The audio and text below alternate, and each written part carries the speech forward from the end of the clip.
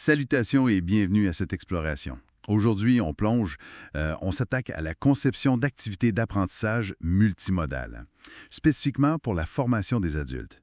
Comment on rend ça plus dynamique puis plus engageant pour tout le monde? Ben, c'est la grosse question, tu sais. Puis notre point de départ, c'est un guide pédagogique, un ouvrage publié par Adonis Éducation.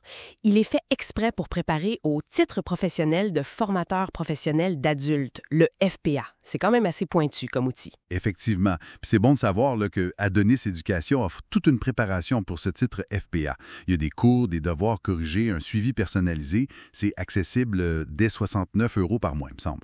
Puis ce guide-là, ben, il fait partie de cette offre. C'est ça.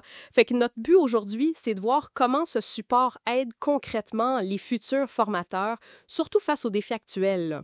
Intégrer le numérique, varier les approches pédagogiques. OK, parfait. Allons-y. Le guide, il parle beaucoup de multimodalité. Mais c'est pas juste d'ajouter une petite vidéo, là. Non, exact. C'est plus stratégique. L'idée, c'est vraiment de combiner intelligemment les textes, l'audio, les simulations, les interactions. OK. Puis la démarche qu'il propose en 11 chapitres, ça commence par la base, identifier puis choisir les bonnes ressources. Le guide reste pas juste théorique, là. Il donne des exemples concrets.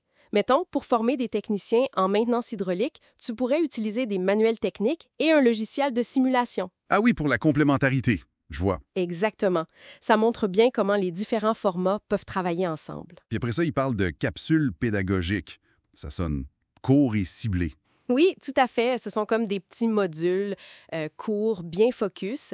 Ça répond bien aux besoins de flexibilité qu'ont souvent les adultes en formation, tu sais. Ils peuvent les faire quand ça leur adonne. Puis ce qui est intéressant, c'est comment les guides insistent sur la planification avec des storyboards, surtout quand il y a de l'interactivité ou de la vidéo. Des storyboards, comme au cinéma. Ben, un peu. C'est pour visualiser le parcours de l'apprenant, pas juste lister le contenu, voir comment ça va se dérouler, anticiper où ça pourrait coincer. C'est vraiment pour penser l'expérience. Ah, visualiser l'expérience. OK, ça change la perspective. Mais avec tous ces formats mélangés, j'imagine que les consignes doivent être hyper claires. Ça peut devenir mêlant sinon. Absolument crucial. Le guide y accorde vraiment de l'importance. Une consigne floue dans un module multimodal, puis tu perds ton monde. C'est garanti. Il aborde aussi comment bien intégrer les technologies éducatives, les plateformes LMS, là. Oui, les Learning Management Systems. C'est ça. Les applications mobiles aussi. Puis il mentionne même des trucs comme la réalité virtuelle ou augmentée pour des simulations plus immersives. Wow! Mais sans que ça devienne juste un gadget technologique. Ben oui, c'est ça l'affaire. L'intégration doit servir la pédagogie, pas juste faire beau. Puis un point super important dans le guide, c'est la personnalisation. Adapter les parcours, les contenus selon les profils des apprenants. C'est pas juste une bonne idée, là. C'est présenté comme une nécessité pour que ça marche vraiment. D'accord. Puis il y a des exemples concrets de ça. Oui, le guide utilise des études de cas. Par exemple, comment monter un module multimodal pour un cours de marketing digital. En tenant compte de différents niveaux de départ, il propose aussi des outils comme les cartes mentales pour aider les formateurs à structurer leurs idées, à organiser toute cette complexité. Parlons d'un truc qui peut être compliqué. Utiliser du matériel qui vient d'ailleurs. Images, vidéos, textes.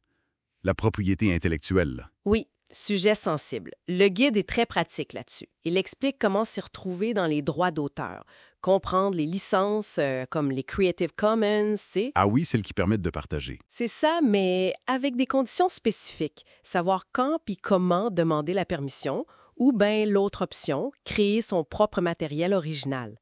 Il touche même à des nuances genre l'utilisation de contenu non commercial dans une formation payante ou en entreprise.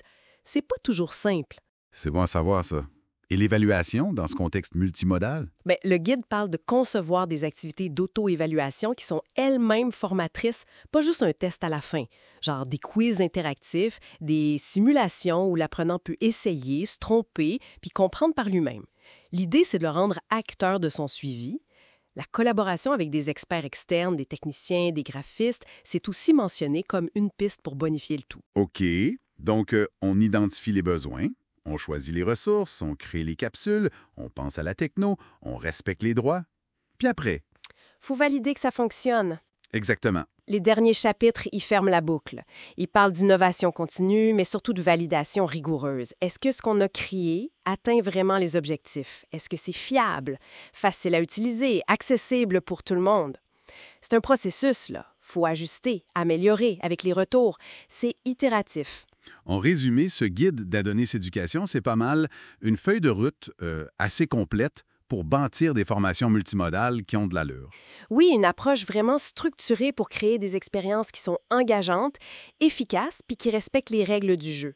L'accent est mis sur l'adaptabilité, autant aux apprenants qu'aux technologies qui bougent tout le temps. Puis on le rappelle, fait down, ce guide fait partie de la formation complète FPA chez Adonis Éducation, mais il est aussi dispo tout seul. On peut le trouver sur lalib.fr, par exemple.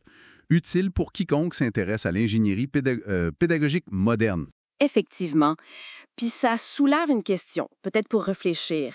Au-delà des outils, des techniques qu'on vient d'effleurer, comment est-ce que cette approche multimodale, si on l'adopte vraiment en profondeur, pourrait changer la relation même entre le formateur puis l'apprenant adulte, son rôle, son autonomie?